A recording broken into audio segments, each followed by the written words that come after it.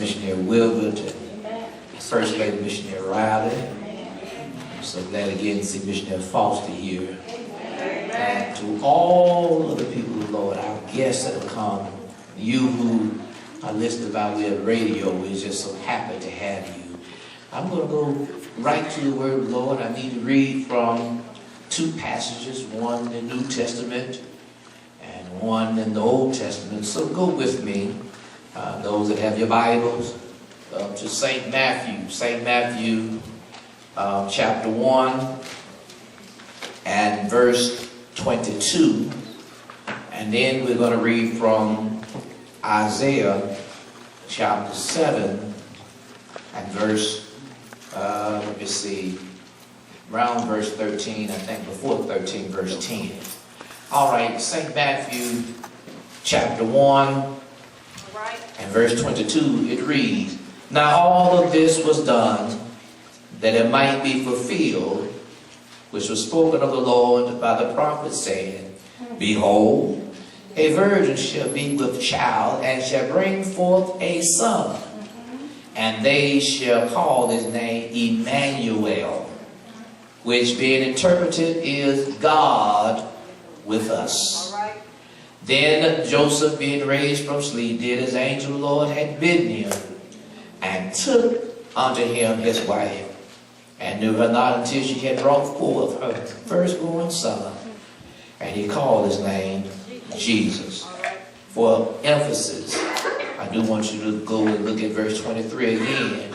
"They shall call his name Emmanuel, which being interpreted is God with us."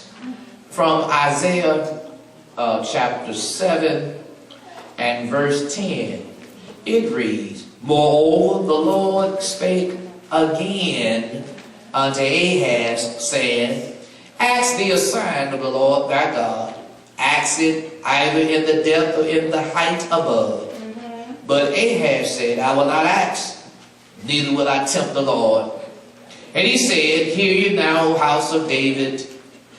Is it a small thing for you to weary me? But ye wearied my God also. Therefore the Lord himself shall give you a sign.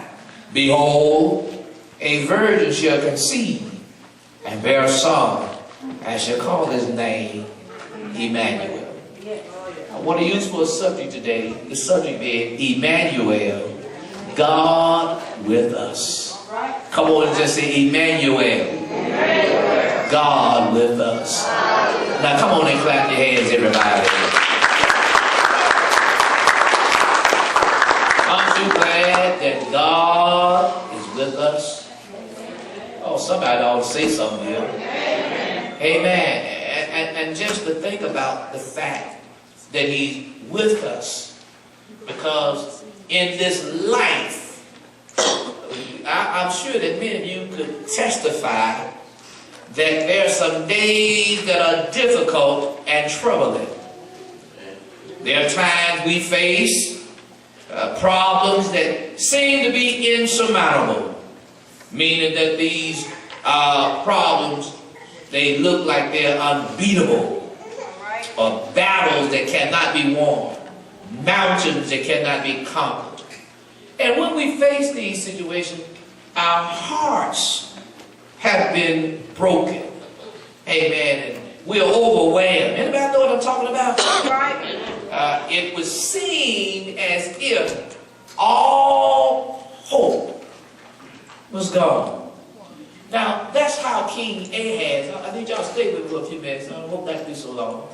But that's how King Ahaz and the people of Judah must have felt in the second passage that we read. The Bible lets us know, I want to show you, since Matthew gives us the prophecy, but Matthew wrote about this prophecy because it was actually uttered, that is the prophecy, in the days of Isaiah. And I want to show you the connection here. Because in Isaiah chapter 7, King Ahaz was facing a dilemma. There were two nations that had gathered together. That would be the nation of Syria and the nation of Israel. Now, before you say, I thought Ahaz was the king of Israel. You need to know that in the Old Testament, the Jewish nation has split in two. And so King Ahaz is the king of Judah. Everybody say Judah. Judah. And he was facing a war that was coming from his brethren, the Jews from Israel, plus the Syrians that were to the north. The Bible lets us know they had come against Jerusalem, which was the capital. They were trying to take it, but as yet the Bible said they prevailed not against it. Now, I want you to realize something. Even though these forces had not taken over Jerusalem, the Bible says in Isaiah 7:3 that the king's heart and the people's heart were moved. Their heart trembled just as trees shake in a storm. The king of Judah, Ahaz, and the people there in Jerusalem, they knew that it was only a matter of time that they would be destroyed. Now, you don't see this in Isaiah chapter 7, but in 2 Chronicles chapter 28, you go there and you read to tell you that there was a particular day, as these forces that were drawing near Jerusalem, there was a particular day that the Syrians had killed 120,000 valiant men in one day. Not only had 120,000 men been killed, you find that there was another large group of soldiers and people of Judah that had been taken captive by the other nation. And to make matters worse, King Ahaz had lost two of his top men. They were killed. One of those men, the Bible tells us, was named Echanah. And the Bible said that he was next to the king, meaning that he was a close friend to the king. Somebody say amen here. And then it gets even worse for Ahaz because his own son, Messiah, was also killed. So I want you to look at what has happened to this king and to Judah. 120,000 of the best soldiers killed one day. Large multitude captured. Two of the top leaders, and one of them was a great friend to the king, and even his own son had been killed by the enemy. Why am I going to this passage? And why do I believe that the Lord has given me this message for this season and for this day? Many of you who are sitting here right now, amen, many of you, you know that this year has been a tough year. Somebody will say amen here. Amen. If it had not been tough for you, it's been tough for me. It's been a tough year. We faced some battles, amen, that did not yield the outcomes that we may have wanted. Say amen, somebody. Amen. Some of us, amen, had some battles with our health and battles with our finances. And amen, we've had some battles in our homes, and look like all that we could see is trouble coming our way. We're trouble on this side and trouble on that side. Amen. And before we can get over one piece of bad news, something that's happened. Anybody know what I'm talking about? Amen. Say amen, somebody. Come on, say amen. And I'm going to say again, if it has been tough for you, it's been tough for me. I had to go through some things that I had not had to go through in prior years. Amen. I went to the doctor and they saw some stuff they didn't like, and the doctor said, well, we're going to do another test. I said, well, probably everything's all right, but I just want to check you out. Amen. I went to the second test, and they were checking me for cancer. And the second test showed some things that they didn't like. They became trouble. So they said, you need to come back. We got to do another procedure. Now I'm going to tell y'all something. I don't care who you are. The devil is a tormentor. The devil will trouble your spirit, trouble your mind. Come on, y'all. Say amen, somebody. But I began to talk to the Lord, and I kind of got to a peaceful state, and I just believed that you know, everything was okay.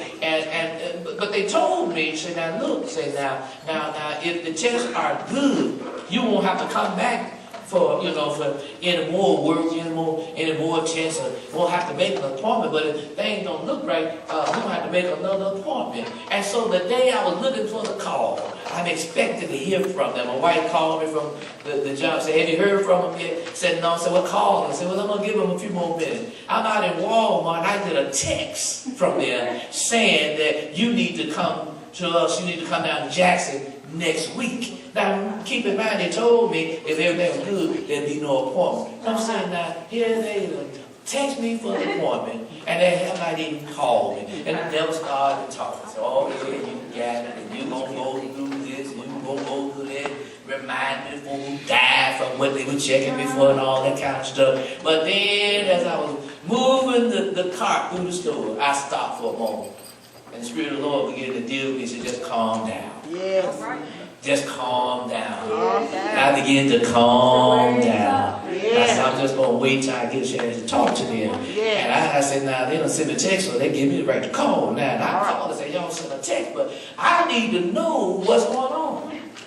And the lady said, well, I had the nurse to call you back. And I thought to him, I want to know now. You're talking about the nurse call. But I said, okay. The nurse called me. About 10 minutes later, mother, the nurse called me and said, Mr. Ryder, I got some good news. Say that all the tests came out good. Say you don't have what you're looking for.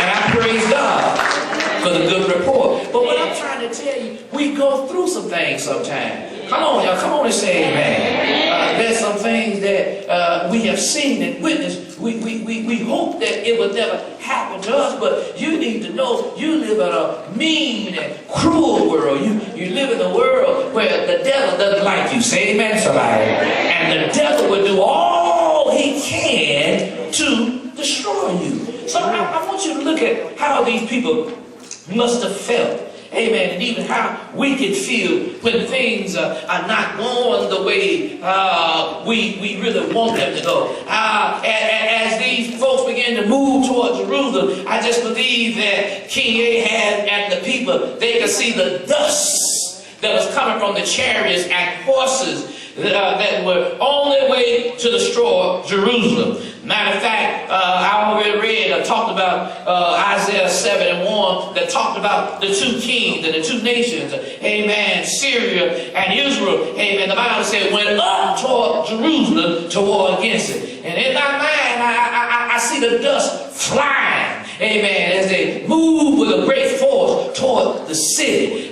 Notice the scripture said that they went up, amen, towards Jerusalem. You see, Jerusalem is situated in the mountains. Say amen, somebody. And from the mountains, amen, there in the mountains, they no doubt could see the advancing armies coming their way. Dust flying everywhere. I want to tell you today that the devil likes to stir up dust in your life. Amen. Because when we see dust coming, we know that trouble is on the way. Oh, somebody say amen. I want to tell you that when there's a bad report from the doctor that causes anguish, that's dust. When there's no money at the end of the month to clear all our bills and the creditors are calling us, that's dust. Somebody ought to say that's dust.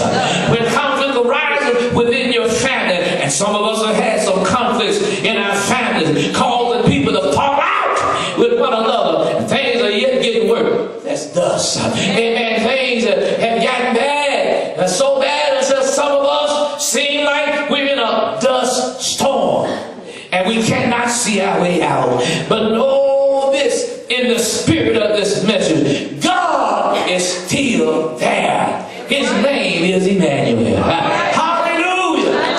Look at your neighbor and say, his name is Emmanuel. Hallelujah. Now lift your hand and shout hallelujah. Come on and shout hallelujah. Now I know it might be difficult for you to accept or believe that God is with you because of what you see. That's what I think was the problem with Ahaz and Jerusalem. They saw all of the calamity. Men that have been killed, men that have been captured. Amen. The king's son has been killed. And now the approaching armies are coming to take the capital city. And I know sometimes in our lives, am I talking to anybody here today? Sometimes in our lives, it doesn't look so good, especially when we have prayed. Because the church told you that God answers prayers. The church has told you to prevail and to go on the fast. And some of you know you have prayed, you have fasted,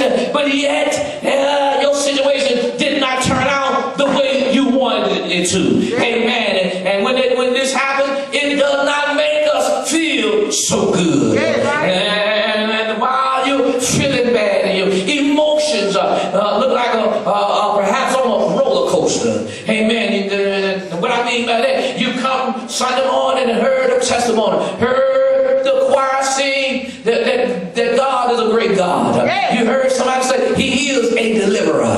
You heard somebody say call on the name of Jesus. And you felt pretty good. Amen. Sunday morning.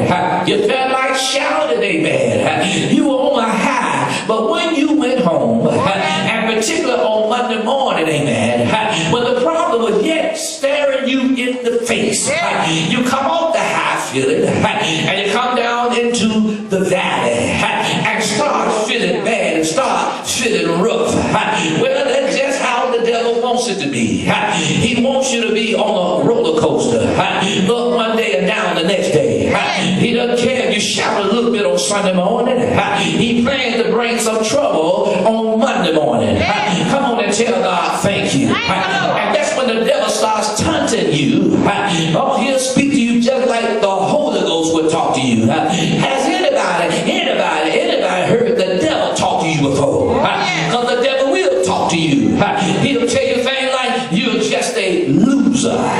He'll tell you it's over for you. God has forgotten about you. He has forsaken you. And after he told you those things, he'll come back with a question to ask you, will you yet declare that God is good? And if we're not careful, we'll stop singing, we'll stop testifying, we'll stop declaring the goodness of the Lord. But it's in those times when things are topsy-turvy, it's in those times when things are not going the way you want them to go, that you still, with tears in your eyes, have to declare that God is good. It doesn't matter my circumstances. It doesn't matter I'm having a nightmare.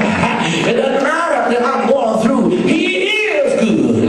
He's good all the time. And all the time he's good. Somebody ought to praise him right now. Somebody ought to praise him. But in our distress and calamities, this is the time that we need to hear a word from the Lord. King Ahaz, he was troubled and frightened. But the prophet Isaiah went to King Ahaz and told him in Isaiah 7:4, take heed and be quiet. Speak it negatively rather than positively. Oh, Isaiah would tell him, take heed and be quiet. Fear not, neither be faint-hearted. For the two tails of these smoke and fire brands. For the fears ain't of reason with Syria and the son of Remediah. Now that's the King James Version. But in other words, he was telling the king, don't be afraid of those two kings. Don't be afraid of their fierce anger. For they are nothing but some burned out embers. They're nothing but some glowing wood in a dying fire. Have you ever seen a dying fire? The wood, amen, is no longer bright orange or red. It has changed the color. It's about to go out. And that's what the Lord was telling you. Don't be afraid of them. Their fire is just about out. Somebody tell God thank you. Somebody tell God thank you. I need to really explain this thing in a very short time, so I got to take a shortcut here for a moment. I want you to know that when these kings came against Ahaz and all of Jerusalem, it was a diabolical scheme against God's people. You see, the Lord had promised Ahaz's family some years ago that members of that household would forever sit on the throne of Judah. Come on and say amen, everybody. You need to know that Ahaz was a member of the household of David. And God told David, amen, there'll be somebody of your seed that's going to sit on the throne of Judah. Amen, forever and forever. Oh, thank you, Jesus. But the devil had decided that I'm going to try to make God out of a lie. I'm going to try to turn the table on God's people. He figured that if he could kill Ahaz, amen, that perhaps, amen,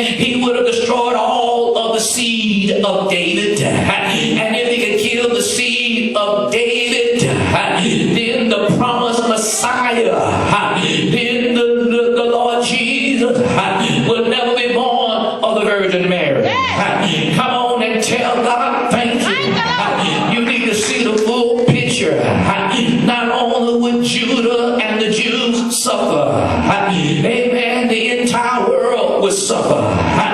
If the devil could take out the seed of David and stop the Messiah from coming into the world, there would have never been a Christmas story. There would have never been a Lily of the Valley. There would have never been a St. James or St. Mary. There would have never been a Church of God in Christ. If he could have come in and taken the seed of David out and stopped Jesus from coming into the world, there would have never been a Pastor Riley. There would have never been a missionary Betty Maxwell. There would have never been a deacon Cedric Law. Now please understand what I'm saying. Yes, we could have yet been born in the world, but we would not have been in the church, because in order for the church to be in existence, Jesus had to be born of the Virgin Mary. Come on and tell God thank you. Lift your hand and tell God thank you. So when King Ahaz, when he looked at the situation, it looked bleak, it looked gloomy. He was looking with the natural eyes. But I come today to tell you, you need to stop looking with your physical eyes and begin to look toward heaven. Look to see the salvation of the Lord. I say to see the salvation of the Lord. It's time to stop looking at our circumstances and believe in Him. For His name is Emmanuel, God with us. Stop looking at the Red Sea and complain about Pharaoh's army. You need to stand still and believe the Lord and watch Him open your Red Sea. It's time to stop looking at the walls of Jericho and start praising God for deliverance. I want you to know your deliverance may not happen all at once. For you to remember when Joshua led the people to Jericho, they marched around every day for 7 days, and for a while they said nothing. But on the 7th day, they went up with a shout, and the walls fell down flat. When I come to tell you now that the first time you march, the first time you declare God's victory, nothing may happen, and the devil will laugh at you. The devil will torment you, but keep on marching. Y'all help me to preach about little your neighbors and keep on marching. Stay in the press. I say stay in the press. And while you're staying in the press, you need to give God the glory. You need to praise God.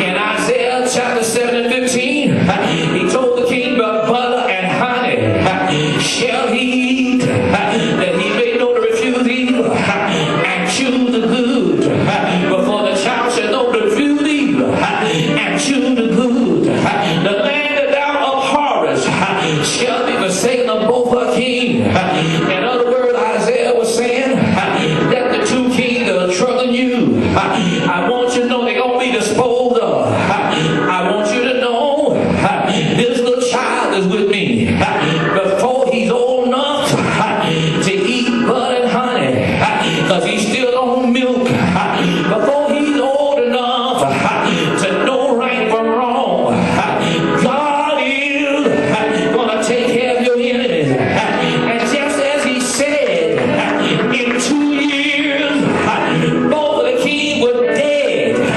Come on and tell God thank you. But not only that, he wanted the king to know that in the days that are coming, when trouble comes your way, in the days that are coming, when life looks like all is over, he said, behold, a virgin shall conceive and bear a son, and shall call his name Jesus. Shout yes! Shout yes! He is Emmanuel. He's with us. Shout yes! I want you to know that after Ahab had left the scene, Israel and Judah will have more trouble. The Babylonians came and looked like they were going to destroy everybody. Come on and tell him thank you. And God let them go back home after 70 years. After the Babylonians, the Medes and the Persians came. Looked like they were about to take God's people out, but God was with them. After the Medes and Persians came Alexander the Great, and after Alexander the Great, here come the Romans. But in every situation, God was with them. He is Emmanuel. And in my closing, I want to know, in your trial, in your tribulation, the things you're going with, the Lord has told me to tell you today that his name is Emmanuel. God is with you. Somebody, I say somebody, you lost a loved one in this year, or you lost one last year, and you are troubled. Yes, you are. You feel bad, but God told me to tell you, just as I told Ahab when he lost his son, my name is Emmanuel. I'm with you now. I'm your comforter. Yes, I am. I'm the one to heal your wound. I'm the one to take away your sorrow. Just believe me. Shout yeah! Shout yeah! Shout out! I say somebody, you're having trouble. I say you're having trouble in your house. Look like things are topsy-turvy. Look like nothing will come together. You may be fussing with your spouse. Your child might be walking out and on the street. I know your heart is broken. I know you're troubled now. But I hear the Lord say, I am Emmanuel. I'm with you. I see you when you cried in the night. As a matter of fact, I saw you when you cried that night. I want you to know I am your God. I am your deliverer. I am your comforter. Shout yeah! Yeah! In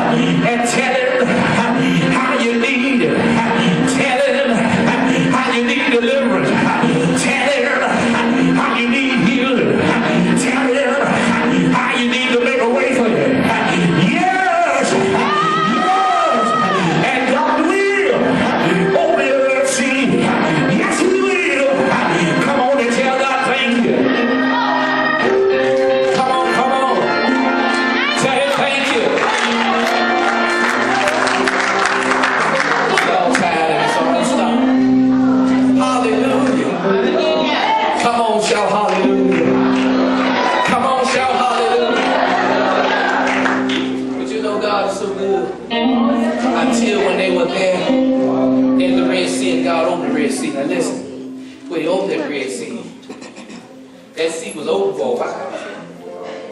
He didn't just open it in, just close it. You had from 2.5 to 3 million folks with that cattle. Some of the people were older, some were younger. It took a while for that crowd to go from one side to the next. And in the middle, while they were out there in the middle, here comes Pharaoh in his army. But God showed himself. Emmanuel. He came down in the daytime as a pillar of cloud. And at night was fire. And when Pharaoh looked like he was getting too close, the presence of the Lord came as a cloud over by fire and separated two kingdoms. God is something. I say God is something. Hallelujah. And then when Israel got to the other side, the water stood up and congealed. That's what the Bible says, stood up and froze. But when they got to the other side, God decided to unthaw the water. And the water came down and drowned Pharaoh in his army. In the Red Sea. Somebody wrote the song. What was it? Mary, don't you weep? And Martha, don't you mourn? Don't you know he drowned Pharaoh in his army? In the Red Sea. We don't have to weep anymore. He is Emmanuel. I say he is Emmanuel. I want to preach on, but y'all tired, so I'm going to stop. But listen, he came into this world, the Virgin Mary. Hallelujah. Took on the flesh